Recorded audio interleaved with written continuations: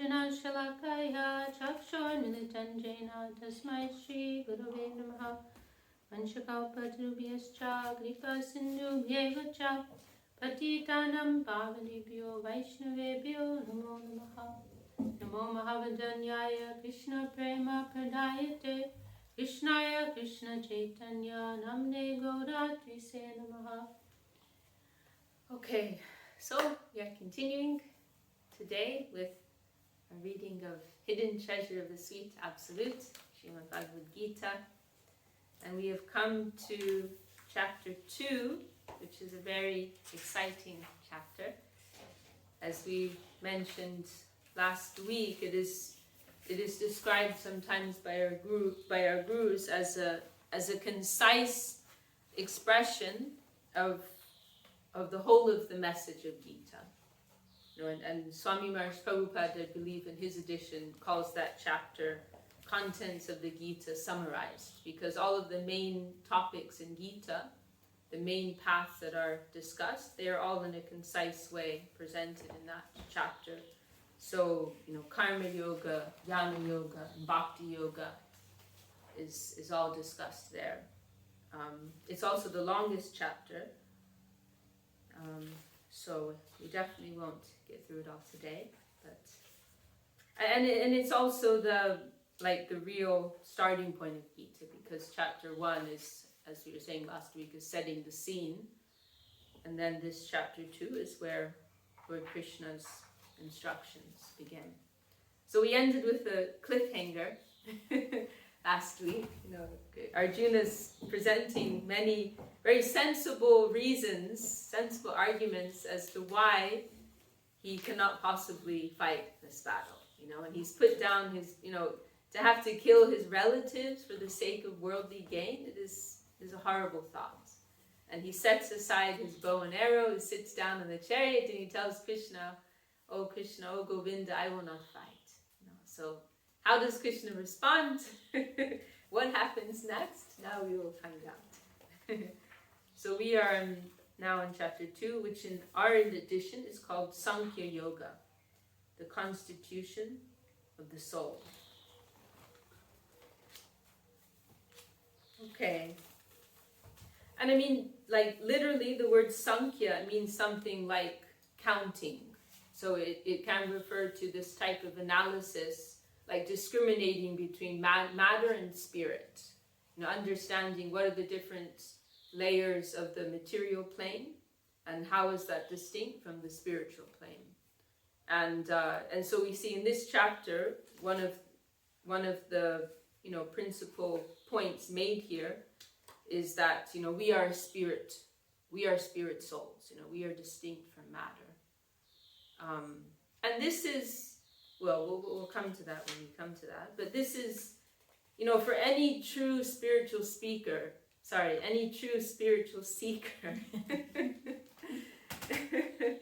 this is the platform on which you can begin to make real progress. You first have to understand you are an eternal spiritual being. You are not this body. If you don't understand that, you're just going to make progress into nowhere. You're not going to get anywhere. So first there has to be this foundational understanding that this is the ABCs of spiritual life, that I am not this body. You know, that's where it all begins. Then you can begin to appreciate, you know, what all of these you can develop some proper appreciation of what these spiritual teachings are, what the real goal of life is, what our real necessity is. Because actually, if you really can understand and believe that, then everything changes for you. You know, all of your priorities, they'll completely change. You know, if you can understand that there is life after death, that this experience you're having now is like one snap of a finger or one blink of an eye. If you can understand that, then everything that you previously were building your life for, it will all become worthless. You know, previously you may have been investing all your time and energy just focused on enhancing your experience in this world. But once you understand this life is one blink of an eye, you know, amidst millions and billions of lives, then you have to change your priorities. And if we don't do that, we're self-deluded. then we're just fooling ourselves. So this is the starting point. This is the starting point. As Srila Sridhar Maharaj expresses very nicely, in this world we see everyone's very busy providing solutions, providing answers, providing medicine, you could say. We're all suffering. Everyone, that's one thing we all agree on one level or another. Emotionally, physically, mentally, in one way or another, we all have to experience suffering at some point or another in our lives. We know that. But then we seek the remedies. That's the word I'm looking for. The remedy for that. We seek for it in the wrong way. So Srila Sridhar Maharaj says, everyone's busy, suggesting different solutions, but there hasn't been a diagnosis. We're doing a Google search and we're like self-diagnosing ourselves and we're deciding what our problem is and we're treating ourselves accordingly, but we haven't had a real diagnosis. Our treatment is based on our ignorant self-diagnosis. But if we go to a proper doctor and we get a real diagnosis, then the treatment may be something completely different from what we had self-prescribed. So in this world, we all know we need something. We're looking for some remedy to that deficiency we feel within ourselves. But we're looking for it within the world of matter or the world of the mind. So we're not getting real satisfaction because we haven't addressed the root of the problem. So this is the first necessity. We have to get a real diagnosis. Means we have to have some bandha gyan. We have to understand that we are a spiritual being experiencing this physical plane, but it's an unnatural, abnormal, and temporary plane. So this foundational understanding is very important in order to make real progress and to understand, which direction we really need to be moving in, how we should be using our energy. Okay, but I'm jumping ahead a bit because we haven't come quite to those verses yet. Okay, so we are in chapter 2. So verse 1, we can chant together like last time. Sanjaya Vacha Tam Tata Vipaya Visham Ashrukurna Kulikshanam Vishidantam Idam Vakyam Uvacha Madhusudana. Sanjaya said, the Supreme Lord Madhusudam then spoke to the saddened Arjuna, whose heart was filled with pity, his eyes brimming with tears. Kutastra kashmalamidam vishame samupashtitam anayajushamasragyam akirtikaram Arjuna. The Supreme Lord said, O Arjuna, how has such illusion overcome you at this crucial moment? This does not befit an Aryan, and it leads not to heaven, but to infamy. So this is like, one of those moments when you're looking for sympathy, but the person you're looking for, they're like, sorry, you've come to the wrong person. So Arjuna's crying. He's crying here. And Krishna's like, what's your problem? Like, you're in total illusion here. What's wrong with you? So Krishna's giving tough love. He's giving hard medicine here to Arjuna. And maybe we can mention here, for those who are not familiar with this, the origins of this word. In Aryan, Hitler, he stole this word. Hitler stole. We were mentioning earlier these links between Germany and the Vedic culture. And so Hitler, he was actually vegetarian here, It's a good example of how, just because somebody has some level of a sattvic lifestyle, it doesn't mean that they're actually worth anything, Oh wow, you're a vegan, huh? Like, so what actually? That doesn't mean that you've actually made real advancements. So in Aryan, an Aryan, originally, the real meaning of the word, it refers to somebody who is a true follower of the Vedas. So it means like a high class, highly cultured, religious, dharmic person. So, Hitler had this idea, he's going to make this great, noble Aryan race, right? And he also, we can add, he also stole the swastika, which is so sad because, that's like a beautiful Vedic symbol, which has profound meaning. But now you can't use it because Hitler has, he's misappropriated it, But in India still, people will use that symbol. So anyway, our Krishna is saying, this does not befit you. You are more than this. Okay, so verse 3.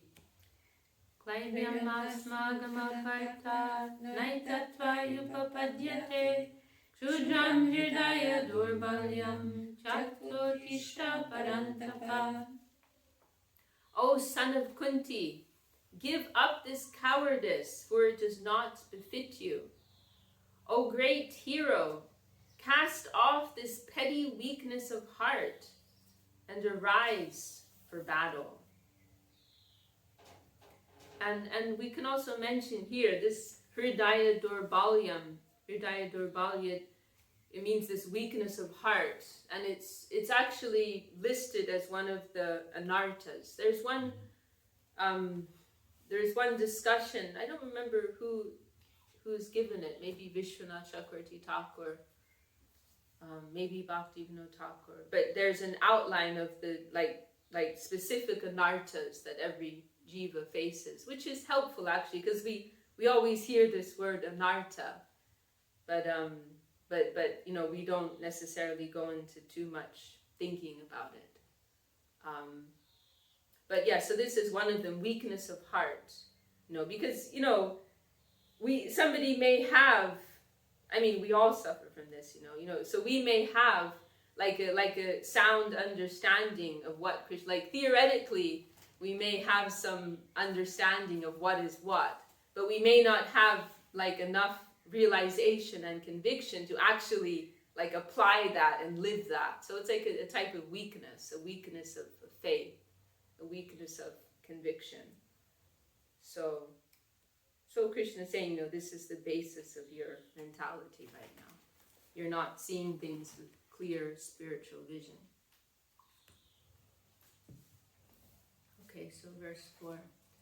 Katam Bhishmam Maham Sanke Dronam Cha Madhusudana Ishubi Pratiyotsyami Pujaha Vadisudana.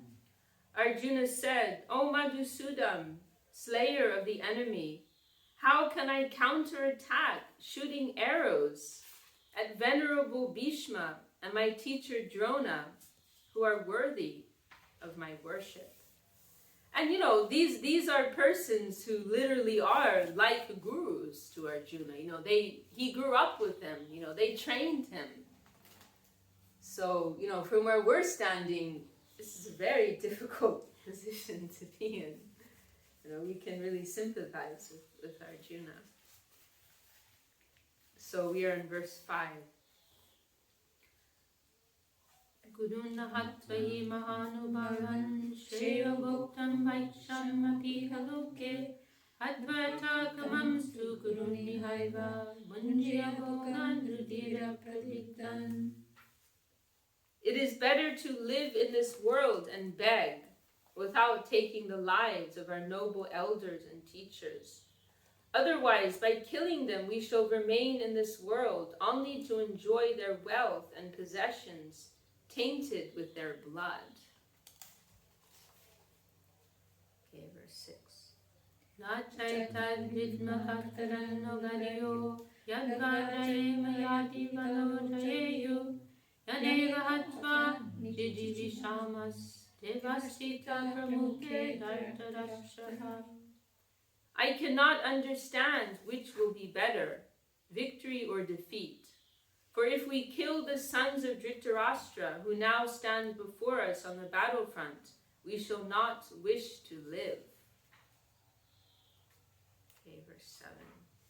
Karpanya doshopahatta svabhava Prichami tam dharma samura chetaha Yakshayasya nishchitam bruhitan me Shishyasteyam shadimam tam prapanam. Now I am bewildered. What is my real duty?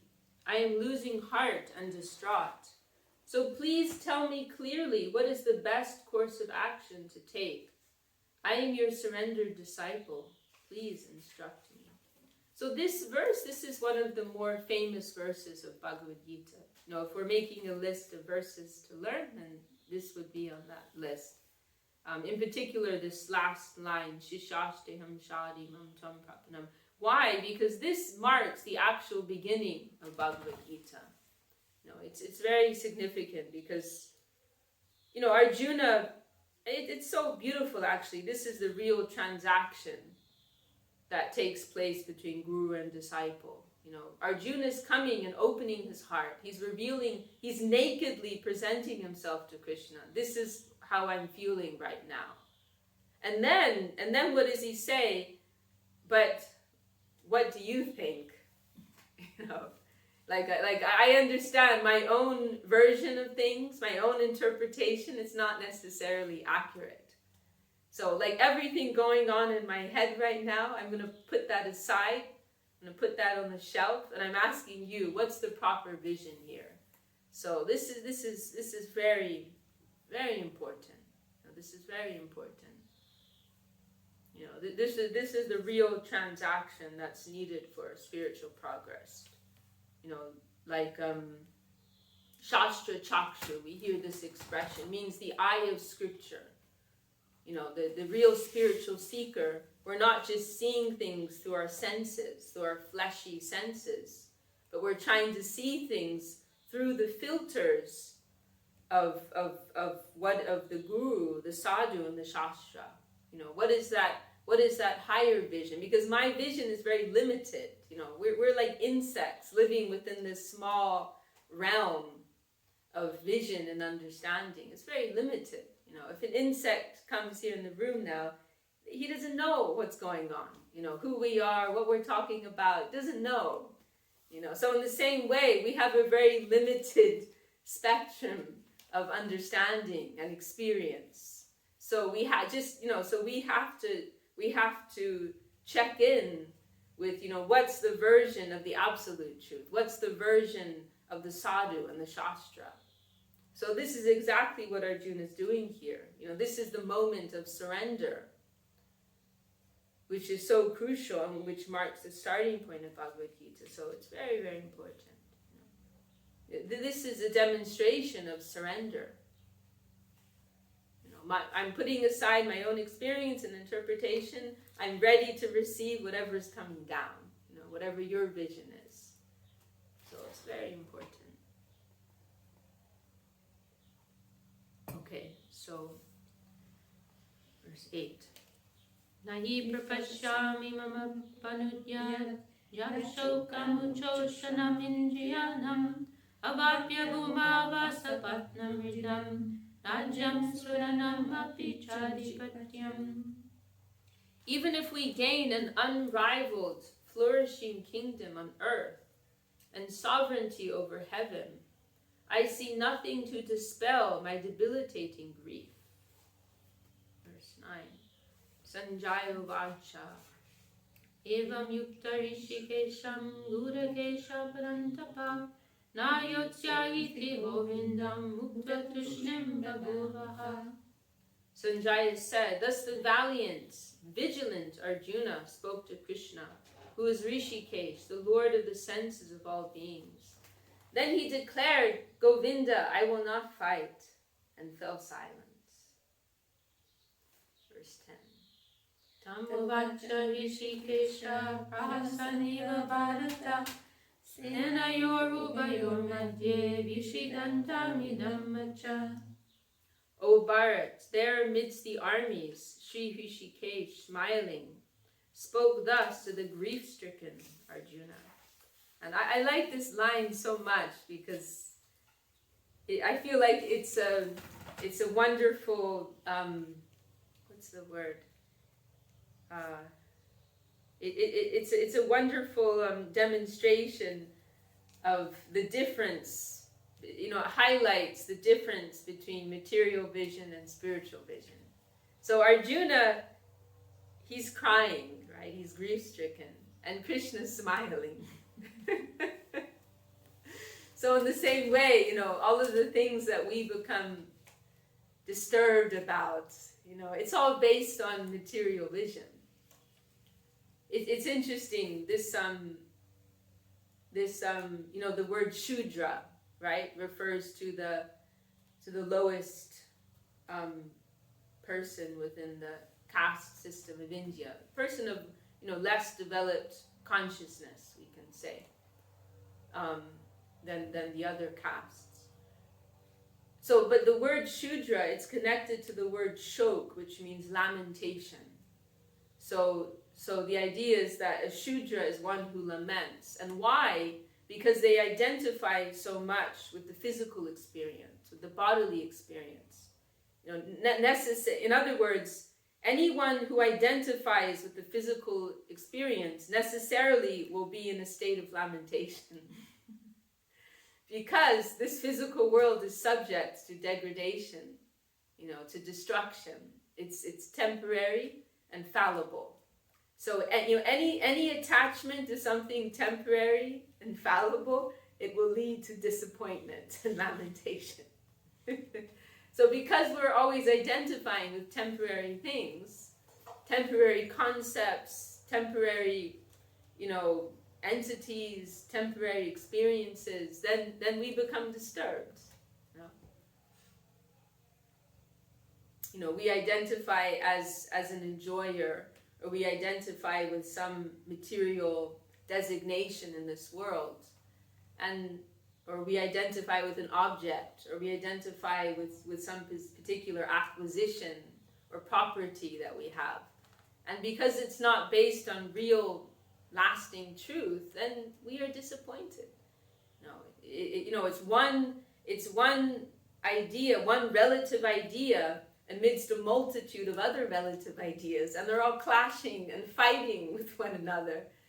We have our mundane ego, and somebody else has their mundane ego, and somebody else is there, and it's unlimited. Then inevitably there's this clashing and competition of mundane, temporary, false egos. And what is the result? Disappointment, frustration, lamentation, sorrow, so on and so forth. But if we're seeing things from spiritual vision, you'll be smiling. And there's that famous verse in the 18th chapter, na shochati, na kanchati. How does it begin? Brahma bhuta prasanatma, na shochati, na kanchati.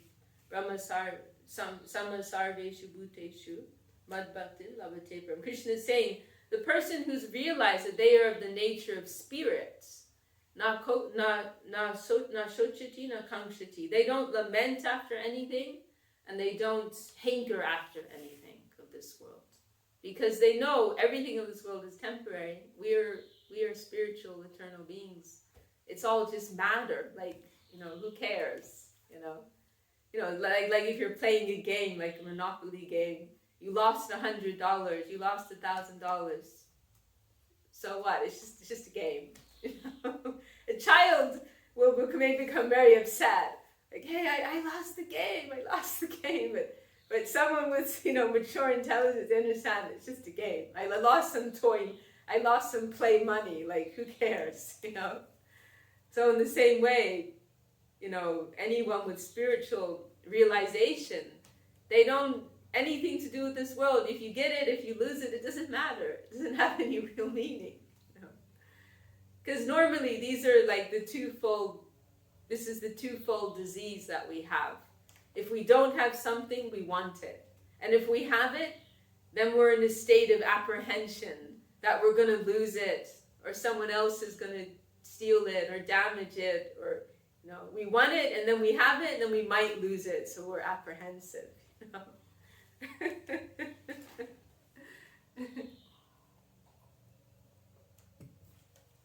Okay, So it's such a wonderful reminder, this verse. Like when we begin to feel that mood of lamentation creeping in, we have to remind ourselves, I'm feeling this because I'm identifying with some material conception. I have to connect with a spiritual vision. So are we in verse 11? Shri Bhagavan Uvacha Vishochanam Vishochanam Pragnavadam Chabhasase Katasunagatasumcha Nanusochanti Pandita. The Lord said, you are lamenting for that which is unworthy of grief, yet speaking words of wisdom. The wise lament neither for the living nor the dead. So this is the word shocha, lamentation. That's the word which I was mentioning. So you're speaking all these big words like you're a wise person, but actually you're missing you're missing a key point here, that this is all pertaining to temporary experience, to this temporary plane, because we are actually eternal souls. There's no question of killing anybody. It's not possible to kill anybody. This body is just a case, a cover. So now this is where the teachings of soul come in. And these are all very well known and important verses of Bhagavad-Gita, giving this foundational understanding that you are a soul. So this is like a platform on which all the other teachings in Bhagavad-Gita, they are built upon this foundational understanding. Okay, so we are in verse 12.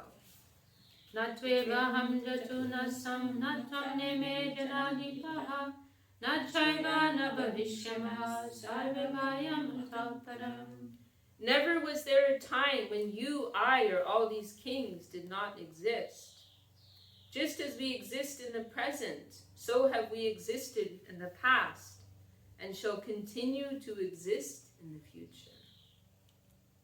Okay, verse 13. Dehinosmin yatha dehe komaram yovanam jara tata deyantara praktir dhirastacha namuyati. As the living being passes through the bodily changes of childhood, youth, and old age, it similarly attains another body at death. The wise are not deluded by this. And this is one of these verses which Srila Gurudev, he would quote. It's very clear. And Swami Maharaj Prabhupada, he had that, one of his disciples, they made that famous painting, right, showing that spark of the soul moving through this body, which is starting out as a small baby, and then moving through childhood and youth, and middle age, and old age, and then finally death. So it's the same conscious spark that the body is changing. So similarly, why not? Once that body is gone, that same consciousness moves into another body. It's really common. I mean, to us it is common sense. Like this is something that materially minded scientists, that they can debate over, their whole lives. But for someone who just has some common sense, it's obvious. It's clear.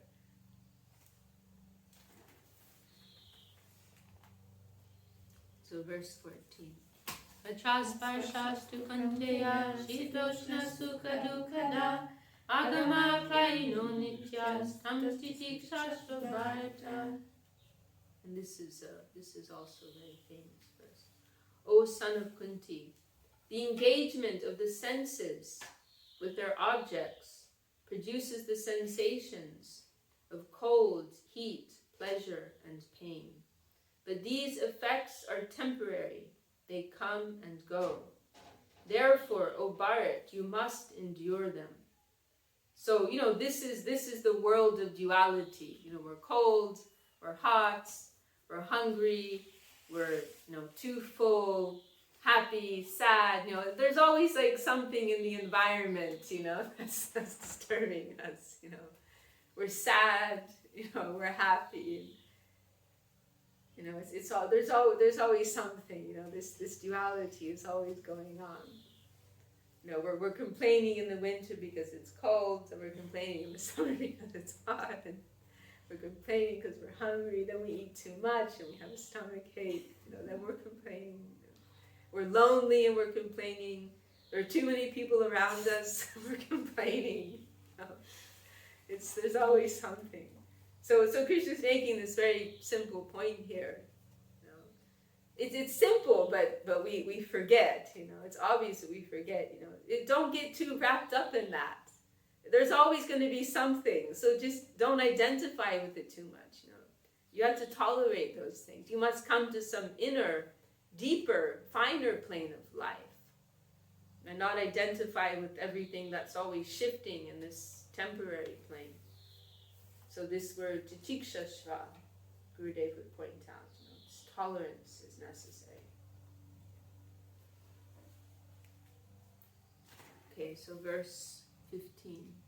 Tamhina vyatayante te purusham purushashabha samaduka sukam dhinam samritatvaya kalpate.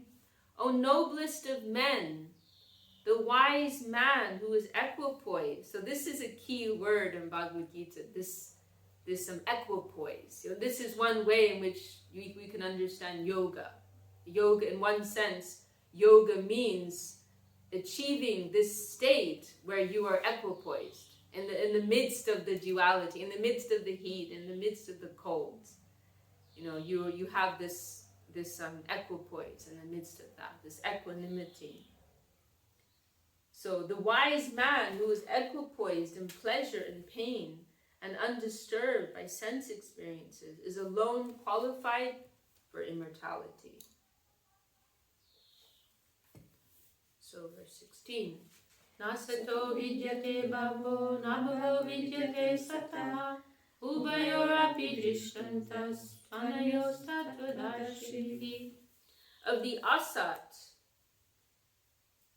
so sat, one meaning is eternity. So asat means that which is not eternal, which is temporary, so destructible, as it says here. Of the asat, destructible objects such as the mutable, changeable body and associated phenomena, there is no eternal existence. And of the sat, eternal object, the soul, there is no destruction or change. The nature of each has been realized by the seers of the truth. Verse 17. Avinashi tu tadvidi yena sarvamidam tatam vinasham avyayasya nakaschit kartamayati. Know that the soul by which the entire body is pervaded is indestructible. No one can destroy the imperishable soul. Antavanta ime deha nityasyokta shariraha anashino prameyasya tasmadyudyasya bharata. The soul is said to be eternal, indestructible, and immeasurable. Only these physical bodies are subject to destruction. Therefore fight, O Bharat. And we can also mention here that these verses, Gurudev, we've heard that sometimes Gurudev would recommend somebody who was approaching death, that to this section, this chapter 2 of Bhagavad-Gita, to go through that, as a reminder, that we are not this body. We are not subject to death. Actually, only the body is subject to death. So it is valuable to reacquaint ourselves, remind ourselves of these fundamental teachings. So verse 19. Yainam veti hantaram yaschainam manyate hatam ubauto na vijanito nayam hanti na hanyate. Those those who think the living being slays, and those who think it is slain, are ignorant of the true nature of the soul, for the soul neither slays nor is slain. So we cannot kill anyone, and we cannot be killed by anyone. Verse 20. And this is quite a famous verse amongst these verses. Na jayate mriyate va kadachin nayam bhutva bhavita vanabhuya ajo nitya shashvatoyam purano nahanyate hanyamane sharire. The soul is neither born nor dies. It has neither been nor will it be created, because it is unborn and eternal. It is ever youthful, yet ancient. It is not destroyed when the body is destroyed. Verse 21. Veda vinashinam nityam yainam ajamam yayam katam sa purusha partha kam gatayati hantikam. O Partha, knowing the soul to be indestructible, eternal, birthless, and immutable, how can a person kill or cause anyone to be killed? So everything you just said, Arjuna, it's all void. It's all a moot point. It has no basis. So verse 22. In this verse, Gurudev, many times I heard him quote. It's a bit of a tongue twister, this one. Vasamsi jirnani yatha vihaya Navani grinati naroparani Tata shirirani vihaya jirnan Yanyani samyati navani dehi. I've learned some of these verses here, but this one I couldn't, I find it very difficult with the tongue. Vasamsi jirnani yata vihaya navani grinati naroparani Tata shirirani, this ani is again. Tata shirirani vihaya jirnani Yanyani samyati navani de. Very beautiful. As a person adopts new garments, discarding those that are old and worn, similarly, the soul continues to adopt new bodies, leaving those that are old and useless. Oh, it's a very helpful example, right? And very famous amongst our devotional community. At the end of the day, our clothes are dirty, we put them aside. The next day, we put on a new set of clothes. So when the body gets old and worn, then we have a new body. And it's really incredible because we hear this and it's theory to us. And we can appreciate it on the level of theory. But then, like we saw with Gurudev, like sometimes when he would hear news about somebody dying, like it was literally like they changed their clothes. Like, what's the problem? What's the big deal? Like that was really his. Of course, he wouldn't be callous. He wouldn't be unkind or insensitive. But he was very detached. Of course, he could show sadness for a devotee who he had like a close relationship with, like losing their company. He could have that kind of feeling. But besides that, the whole concept of death, he was very removed from that, And it's such an eye-opener because, if we think of how sad or how distressed we become if we lose somebody, how many tears we're crying because we identified with that person, that body, so much, But for someone with spiritual vision, they haven't gone anywhere. They're just changing their clothes. That was very real for him. I remember when Siddhanti Maharaj left the world, Gurudev said, "This is happy news." Like from his consideration, Siddhanti Maharaj was out of his suffering, and he went to a much better place. That it was happy news for him. I say, very interesting. It's like death is a construct. The conception of death, it's an artificial construct, you know. If you're living in the plane of consciousness, then they didn't go anywhere. You know? They're still there. It's just this external body is gone. You know? And, you know, it's easy to say, but, you know, at least for myself, I'm very, very far from that type of vision. You know, if we're fixed in this bodily consciousness, then, you know, it's difficult to really understand. But, you know, I guess like one simple example would be like a child. Like, you see how they can become very, very attached to some very silly, insignificant thing, you know, like some cheap toy, you know, and if you take it away, they're crying and crying and crying. So in the same way, our attachment, you know, to the body and all of the associated paraphernalia, it's that ridiculous, actually. You know, all of the things that we obsess over, become preoccupied about, you know, money and objects, possessions, you know, or some physical form, physical body, you know. It's just like as ridiculous as a child obsessing over some little toy. You know? And we can laugh at that, you know, but our position is just as ridiculous for someone on a spiritual platform.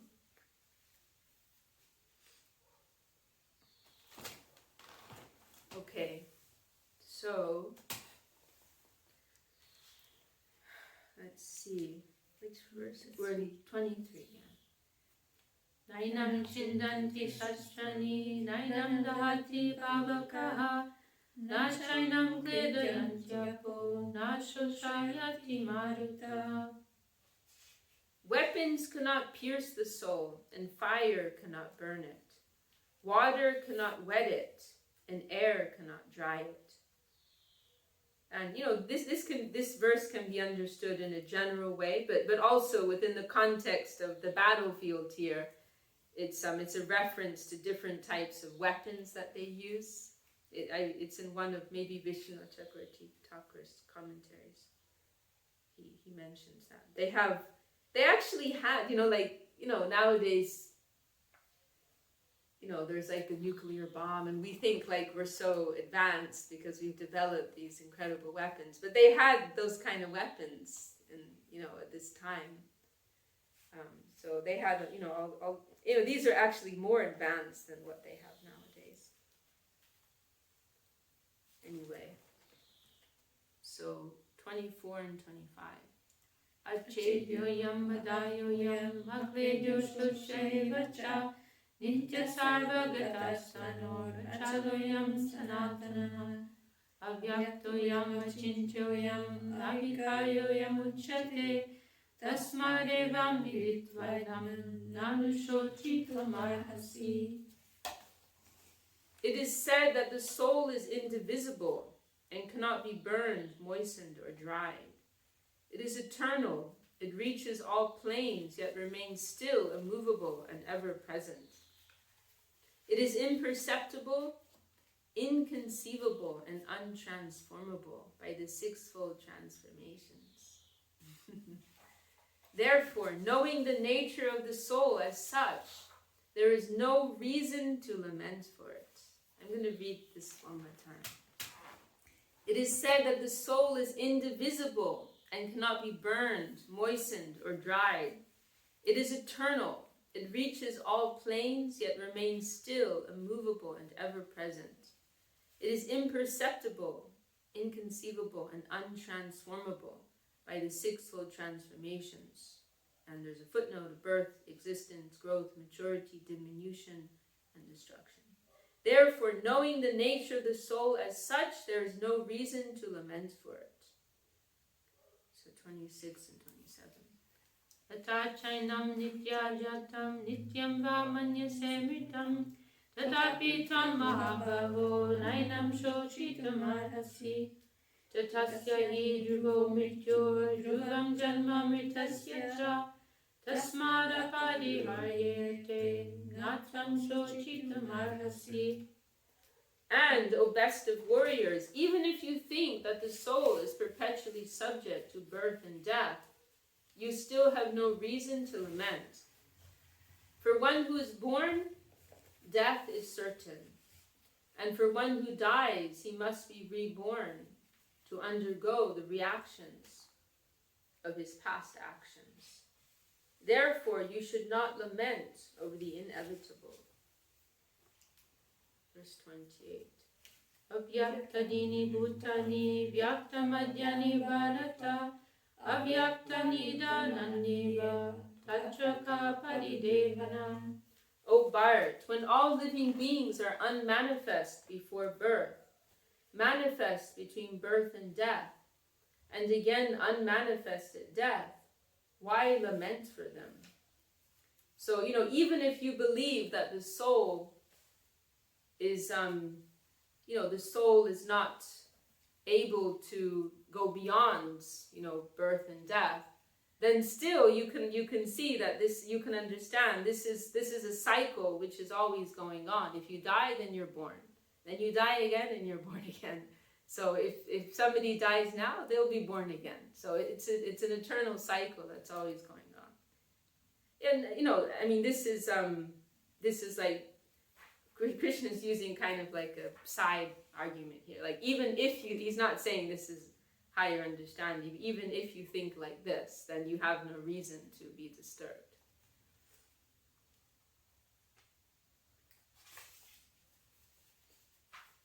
So verse 29, this is also one of the more famous verses.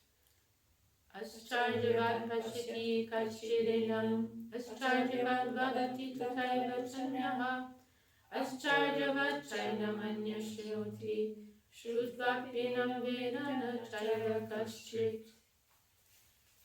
So the word ascharya means astonishing. Some see the soul as astonishing. Some describe it as astonishing. Some hear of it as astonishing, while others, though hearing about it, know nothing of it. So any experience, any contact with that plane of soul, it is so wonderful, so extraordinary, so astonishing. Every movement towards that plane. And there's one place, I think in Subjective, Srila Maharaj quotes this verse a few times, and there's one place, I believe he's quoting this verse, and he comments that if somebody can have some touch, even if it's just momentarily, if someone can have some touch of that soul plane, then it will drastically change their practice, because they will have this tangible experience that, wow, there's something else, And this is something, if anybody will sit quietly, turn off all their devices, turn off the phone, turn off the computer, the iPad, the Android, whatever, turn everything off and just quietly sit for a few moments and like analyze the different processes going on the plane of the senses, the mind, the intellect, the ego, looking past all of those things, you can feel, there's something else, there's some consciousness, there's something else in the background that's distinct from all of these things. So normally we're living in this state of, like in this, we're always engaging with the senses, right? With our ears, with our eyes, with our tongues, we're with our minds. We're contacting all of these material things, gross and subtle, and so we're busily engaged on the material platform, and we are not touching that more subtle plane behind, which is illuminating all of these functions. But if we sit quietly for some moments, we look past all of these like agitations in our consciousness, then we can feel there's this consciousness behind. There's something else behind all of these I can't think of the right word, but all of these you understand what I'm saying. I'm not finding the right word, but all of these different, I can't think of the right word, but you understand what I'm saying. These different things like playing on our consciousness. If we sit quietly, we can feel there's something else behind. This is why meditation is becoming so popular nowadays, because people are seeing like this modern, like fast-paced world. It's very agitating to the senses and to the mind. And so people are, more than in previous eras, but because of this era of like instant communication, all of this developed technology, then it's agitating our senses and it's stimulating the senses so much, and that creates disturbance. And so that's why more and more people, they're turning to these practices of yoga and meditation, because people can feel the stillness within themselves.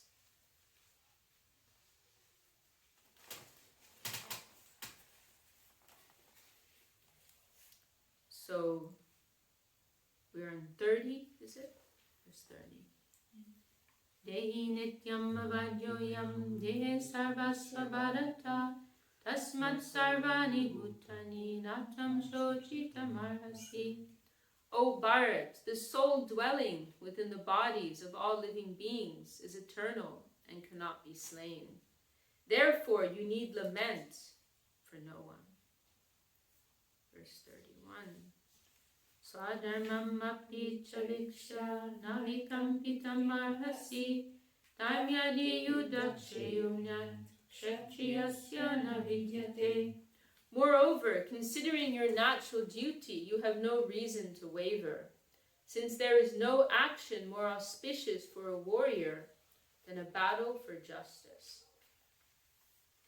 So, Krishna is speaking here in terms of the Varnashram system. I mean, as we mentioned in the beginning, Bhagavad-Gita can be read on two levels. So on one level, Krishna is speaking in terms of the Varnashram system, right? The social, religious system of India. And so he's telling Arjuna, you're a Kshatriya, you're a warrior. So this is your duty to fight. It's not about what you like or dislike. The basis of the Varnashram system is this principle of selfless duty, which is karma yoga, essentially.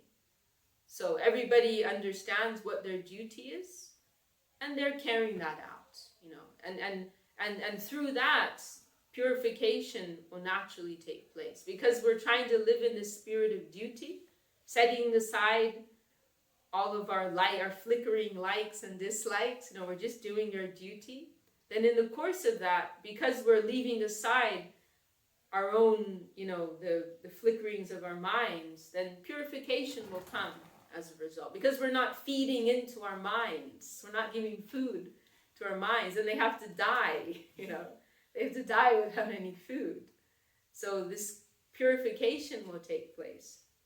So Krishna is saying, like, within this system, you are designated, you have the designated nature and duty as a warrior. So you cannot listen to the whimsical ideas of your mind.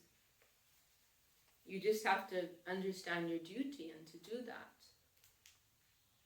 And then he's saying, and this is a battle for justice, the dharmyadi.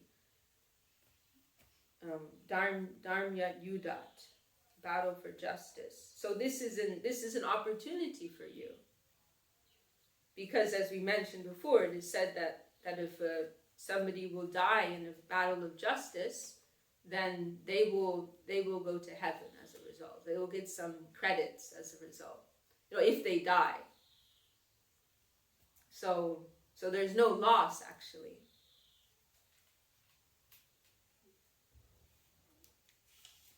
If you, and Krishna says this in the following verses, if you die, then you'll go to heaven. If you live, then you'll have this bounty on earth. So it's a win. It's actually a win-win situation. So now, verse 30. We'll read this commentary for the verse we just read. So, we can also mention our Gita, coming from Srila Sridhar Maharaj and our Gurudev Srila Govinda Maharaj. It's concise. It's kind of like it's for the more developed student of Bhagavad-Gita. Whereas if we compare with Srila Swami Maharaj Prabhupada's Gita, he's catering to people at the very beginning. So he has very, very extensive purports on almost every verse. Whereas Srila Sridhar Maharaj, he's assuming everyone already has some basic level of understanding, and his commentaries, his purports, they're very few, and only when there's a very significant point that he wants to make. So this is one of those few commentaries which we find in this edition, our Mat edition. So one's natural, so Krishna uses this phrase here, swadharma, means one's own, swa means self, and dharma, duty. So Krishna is saying to Arjuna, he's referring to his swadharma, his own duty. But now there's a deeper point that's being made here. So this is connected to what I mentioned about how Gita can be read on two levels. Within the more relative plane, and then connected more with the absolute plane. So one's natural duty, or swadharma, is of two types, relative or absolute, according to the soul's state of either material bondage or liberation, respectively. In the liberated state, the natural function of the soul is purely spiritual, devotional service for the transcendental pleasure of the Supreme Lord alone. But this famous verse of Chaitanya Charitamrita, Krishna Sarupa Hoy, Jiver, not Krishna, Jiver Sarupa Hoy, Krishna Nitya Das. The constitutional nature of every living entity is as a servant of Krishna. So that is one swadharma in the highest sense. But then swadharma can also be understood more within our relative plane, right? I'm a mother, I have to take care of my kid, I'm a teacher, I have to go to school and teach, or whatever it may be.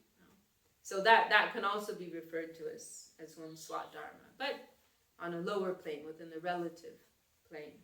So this is kind of like the, this is an important, like in our practicing a spiritual life, we have to mediate between these two things. We won't necessarily be able to fully jump into our spiritual dharma because we have these material bodies. We already have many material obligations. So we have to cater to both sides. And we also don't want to just only give attention to our material dharma, to our material swadharma, because we won't, that'll just keep us in this loop, forever and ever. So, we have to do what we need to do to keep some level of peace within our material existence, to give a good platform to support the cultivation of our spiritual dharma. If we go too much to the extreme on either side, then both could be detrimental to us. Depending on the degree of one's faith, if one has such deep faith as to completely jump into that, higher dharma, then, but that would be extremely rare. Because even if you are of reasonably strong faith, you still identify with the body. You have to take care of the body. We have to wear clothes. Shukadev, he was on that level, right? Shukadev Goswami, he didn't wear clothes because he completely had no consciousness of his body. Can we say that? Do we have that kind of vision? No, right? he didn't distinguish between male and female. He saw everything was of the nature of spirit. We hear about these yogis who they can live on air, because it's all about your consciousness. We need to eat because we identify with these bodies. But if you don't identify with the body, you can live on pran. You can live on this life air. So, that's extremely rare. Otherwise, we have to tend to some level of our material existence. And, imitation is unnecessary and unhelpful. There's no need for imitation. And this is what is so wonderful about bhakti, is that, even if somebody has all of these, material attachments, the current of bhakti is actually independent of these things. So what I mean to say is someone may be struggling with material bodily attachments, but they may have some genuine devotion within their hearts. And Krishna, he's the one who will purify all those things, remove those things. Anyway, we're getting sidetracked now.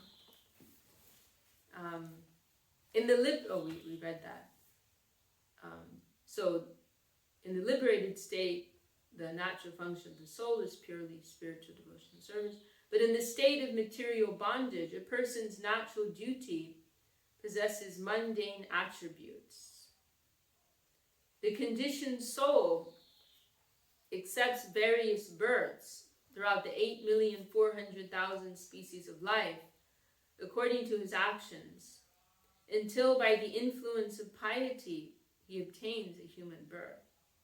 Then, according to his nature, he may adopt a position and prescribed duty in the God-centered socio-religious system, Daiva Varnashram, which helps one attain the natural duty of the liberated state. And this, this is a helpful expression here, Daiva Varnashram, which means Daiva is referring to godly. So Daiva Varnashram means, and this is the original idea of Varnashram, which is God-centered. By contrast, like Gurudev used the expression Asura Varnashram, where, the Varnashram system is just based on a bodily conception. It's perverted and exploited and corrupt, and based on, individual interest, selfishness, the bodily conception, all of these things. But the real idea of the Varna, and this is what Saraswati Thakur tried to establish, or he did establish, not that he tried, but he did.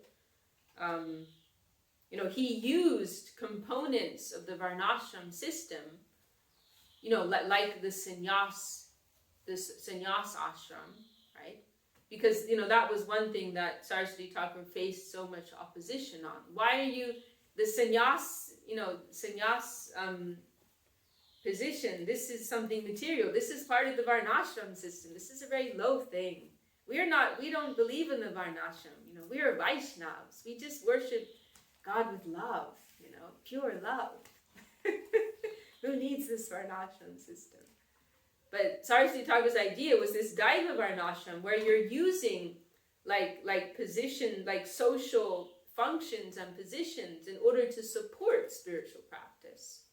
So you have, the Grihastha ashram for persons who need that kind of support, male and female or children are getting this kind of support, but they're using it for their spiritual life.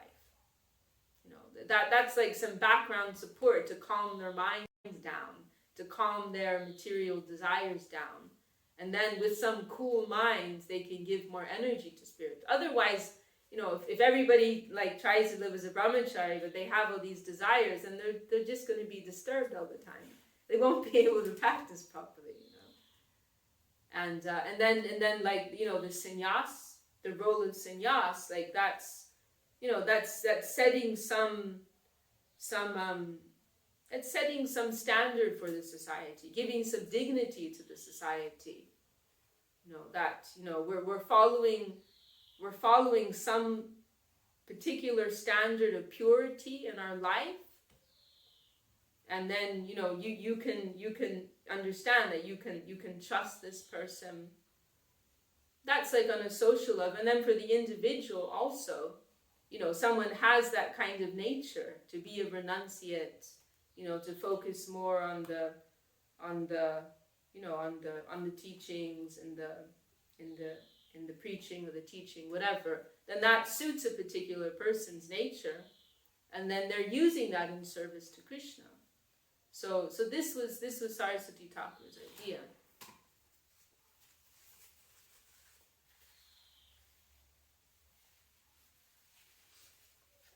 Using our material nature in connection with Krishna's service, like that. As a support, as a means to move to a higher level of realization. Because we can't pretend we're Shukadeva Goswami. Like, okay, Varnashram is a material thing, but we're material. Our consciousness is material. We can't immediately jump to that spiritual conception. So, we use the material aspects of our existence in such a way that they're actually supporting our spiritual cultivation. That's the idea. In this respect, the natural duty of the liberated soul is somewhat covered by the relativity of the material world. Yet, within the God-centered socio-religious system, it is nonetheless considered a person's natural duty. As, for example, smoke-covered fire is still considered fire, despite its covering. Okay, verse 32, and this is a very nice verse. Gurudev, I heard him quote several times. Yajichaya chopapanam svargadvaram apavritam sukhina kshetriya partha labante yudam idrisham. O Partha, only the most fortunate warriors are blessed with the opportunity of such a battle, which has come to you like an open door to heaven. And this is so profound. I mean, this verse, it's so helpful. It's so valuable. What you're seeing now as an obstacle, it's actually an opportunity. It's an opportunity for progress. It's an opportunity for moving forward. Because if you can get past this, you're going to move to a higher level of realization. So, like within the relative context of the battlefield, Krishna's referring to what we just said earlier, that if you die, then you're going to go to heaven. So this, only a very fortunate Kshatriya gets an opportunity like this, where you can die a glorious death and go to Svargaloka, go to heaven. But then in a more general sense, we can understand, what difficulties we face. They're actually opportunities for advancement, for progress. So we should see them like that,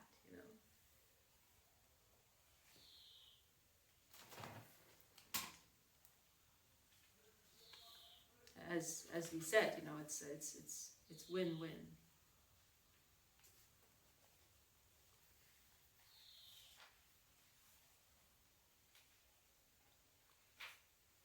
Okay, so 33, right? Atachitvam imam dharmyam sangramam na karishyasi tata swadharmam kirtim cha hitra papam avapsyasi. But if you choose not to fight this battle for justice, your religious principles will be lost. Fame will desert you and sin will overcome you.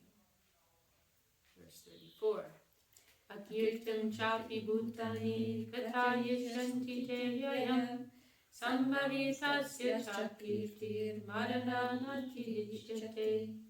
People will speak of your infamy for all time to come, And for the renowned, infamy is worse than death.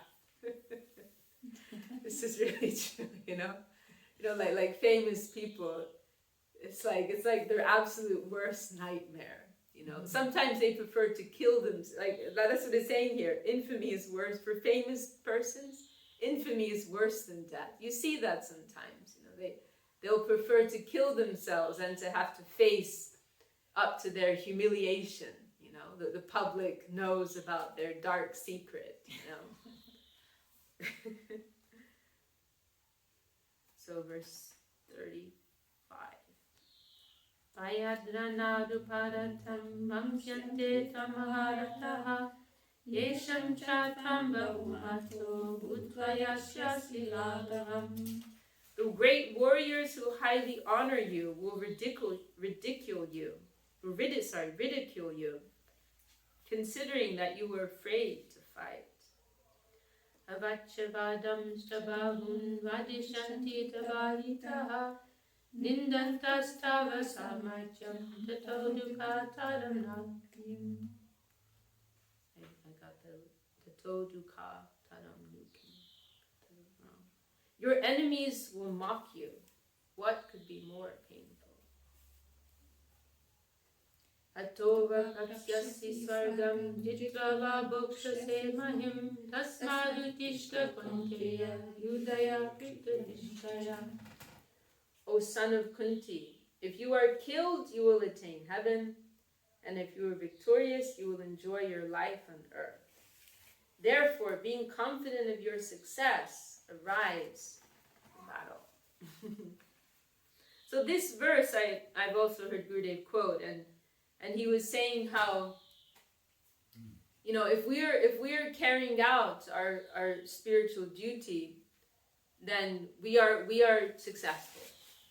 Like no matter what happens, like in the environment, you know, like externally, someone may say, "Oh, you failed," or you know, people may criticize us. We may not be appreciated for what we did. But we're actually successful because we did the right thing. You know, this is what integrity is about, right? You know, like acting according to your conscience, even if it's not the popular decision, you know, you did the right thing. So, you know, if someone has integrity, they're always successful. You know, whether their actions are appreciated by others or not, that's irrelevant. Or appreciated by persons of, you know, lower understanding. But you know, if what we're doing is in connection to the higher plane, you know, is pleasing to persons of a higher understanding, to Guru, superior Vaishnava, and the scripture, the Shastra, then we're successful. You know. I was remembering the other day, I posted on Facebook these very nice verses in Chaitanya Charitamrita where Krishnadas Kaviraj Goswami, he's saying, he's like mentioning, oh, some people may criticize me here because I've done things like this, and then he said, but what I'm presenting here, I'm just presenting the straight truth. And I'm not writing anything antagonistic to anybody. Like I'm not writing anything as a reaction to antagonism. Neither am I trying to please somebody by what I'm writing. I'm not trying to please anyone, nor am I trying to go against, to oppose anyone. Like I'm not writing as a reaction to anything. I'm just writing the straight truth. Like this is something independent of, you know, this duality of this world. And Gurudev, he quoted that once, and he was saying, like, what Guru Maharaj wants, that's what I'm doing. That's it. He was saying, I'm not trying to compete with anybody, you know. I'm not trying to win. It's not about, like, not losing. It's not about that. Like, if Guru Maharaj is happy, then I'm happy. I did my duty. And what anyone else will say, whether other people will criticize and abuse or they will praise, that's beyond my consideration. That's outside of my consideration. That's not important to me. But he said, I'm living at the lotus feet of Guru Maharaj and Sri Chaitanya Saraswat Mat, and I'm acting in accordance with that, bas, that's it, So, like, it's like you're connecting with this, this fundamental spiritual current, which is independent of the duality of this world, of success, what's apparently perceived as success or failure. It's on a deeper level, it's always success. Like Ramachandra. Ramachandra, he gave up the kingdom and he went to live as an ascetic in the forest, like wearing tree bark. Lost all his possessions. One moment he's been told you're about to become the king. And then the next moment he said, oh no, actually you're being exiled.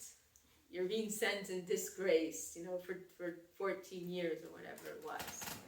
But it's mentioned that when Ramachandra received this news, he didn't blink. Because he was fully fixed in and Ramachandra, he's also like one of the main reasons, one of the main purposes behind his descent is to show like the perfect example of a human being, how to live a perfect life in this world. So he's showing, like, in connection with this world, the ideal way to live. So he's always fixed on duty, Ramachandra. So, oh, you're going to be king. Okay, if that's my duty. Oh no, sorry, actually you have to be sent to the fires. Okay, if that's my duty. Like that was his mentality. So for him, like whether he's ruling over a kingdom or he's eating berries and roots in the forest, it's the same. Because he's connecting with this deeper plane of life that is beyond the play of the mind and the senses, the superficial play on the consciousness. So when you're living in that mentality, you're always successful. Like we saw with Gurudev, he was always he had this gravity around him. He had this, it's not like, like we're always like getting, agitated by the events of this world, right? Oh, this happened and that happened and this person said this, and our mind is like becoming all involved with these things, and our moods are going up and down, because we're on this superficial plane. But we're so fortunate because we're reading about this in Gita, and then we're thinking of Gurudev, like we actually met somebody like that. He wasn't, his mind wasn't jumping around like that. He had always had this deep gravity and heavy. This is what Guru means. It means heavy. He was always living on this deeper plane. Gaining money, losing money, this trouble, that trouble.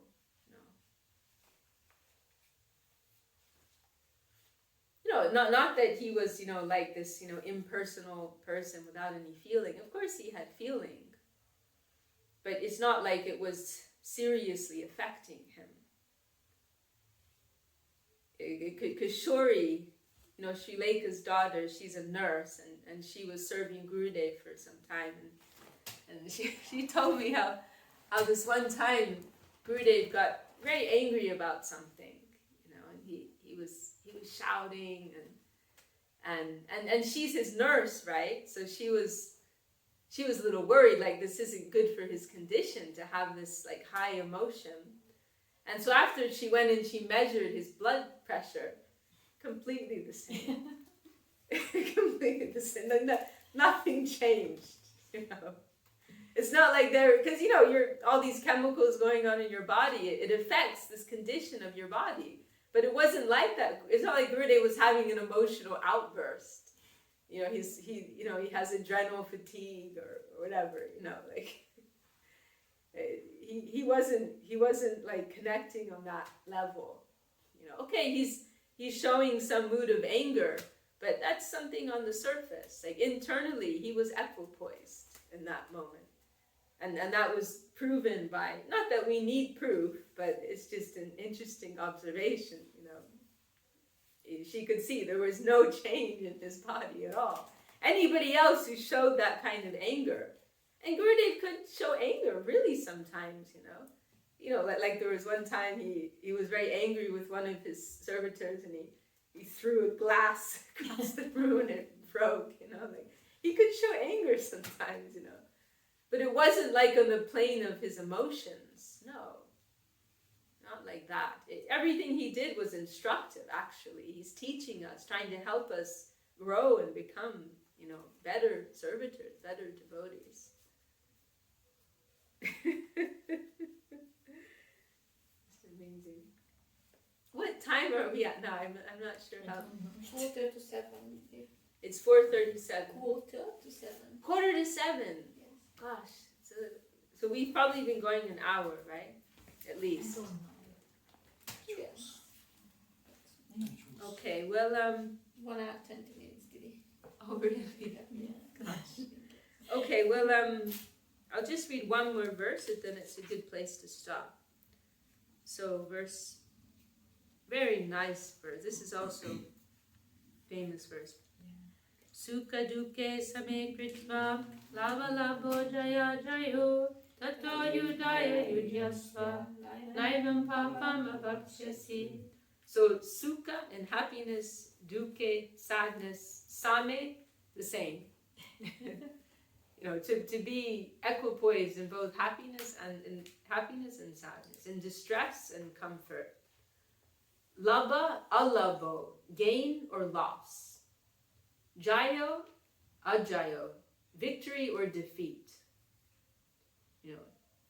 So considering pleasure and pain, gain and loss, and victory and defeat to be one and the same, fight.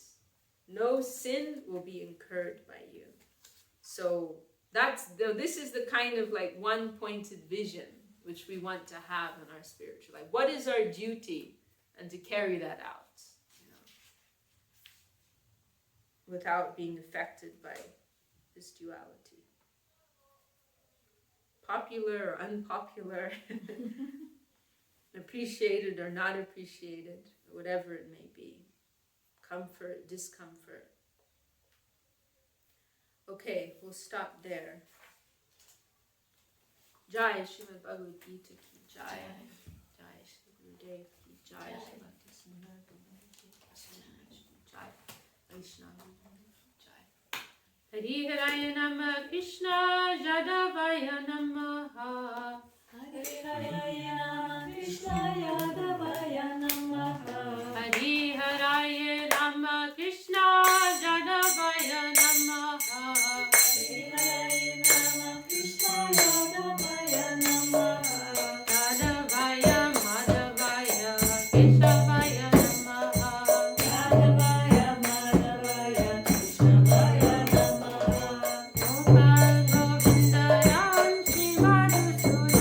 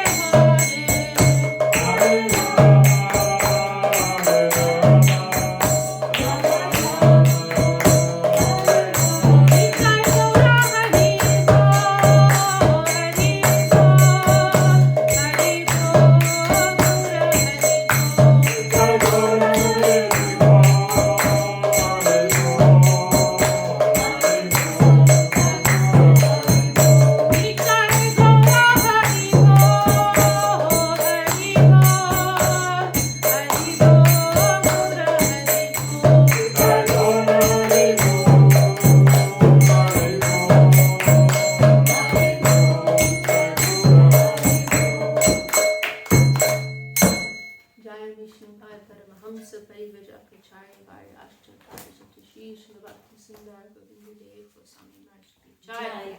Jai Vishnu Bhagavatam Hamsutari Vajakacharya Varya Ashtutara Satashisha Bhakti Aksha Shridhar Dev Goswami Maharaj ki Jai. Jai. Bhagavan Shri Bhakti Siddhanta Saraswati Goswami Thakur ki Jai. Jai. Shri Rupanuga Guru Varga ki Jai. Jai. Jai Shri Shri Guru Ranga Gandharva Govinda Sundar Ji ki Jai. Jai.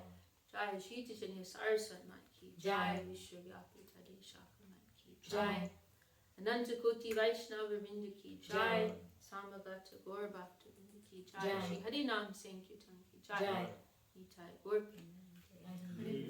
Vishakha Devi ki Jai. Thank you, Dev.